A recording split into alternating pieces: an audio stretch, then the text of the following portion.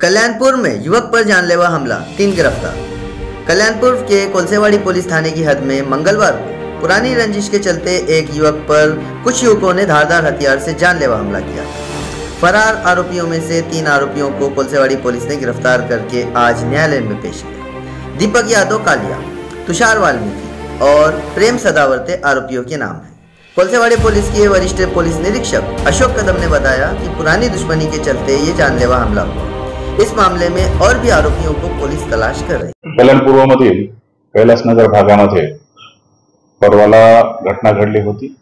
त्यामध्ये 2 गटामध्ये मारामारी झाली होती आणि त्यामध्ये शस्त्राने जो जखमी आहे त्याला वार करण्यात आले होते। त्यामध्ये जुन्या आयपीसी मध्ये 307 आणि आताच्या याच्यामध्ये 109 बीएनएस आणि इतर कलमानुसार गुन्हा दाखल झालेला आहे।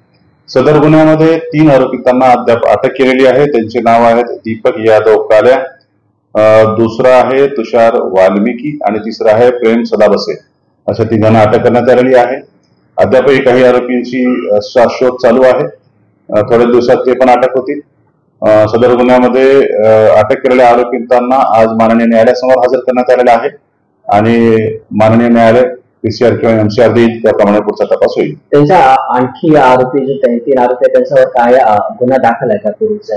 आता जे अटक आहेत त्यापैकी 2 आरोपितांवरती पूर्वीचे पण गुन्हे दाखल आहेत आणि त्यापैकी प्रतिबंधक कारवाई सुद्धा दोघांवरती करण्यात आलेली होती आणि आता त्यानंतर त्यांनी गुन्हा केलेला आहे। त्यामुळे आता याच्यानंतर त्याच्यावरती सक्त अशी प्रतिबंधक कारवाई करण्यात येईल। वाद कसं झाला होता? वादाचं कारण हे 2 गटांमध्ये आपसी दुश्मनी आहे पूर्वीची आणि त्यावरूनच वाद झालेला आहे। त्यांचे काय गँग वगैरे आहे सर? ते कसं काय?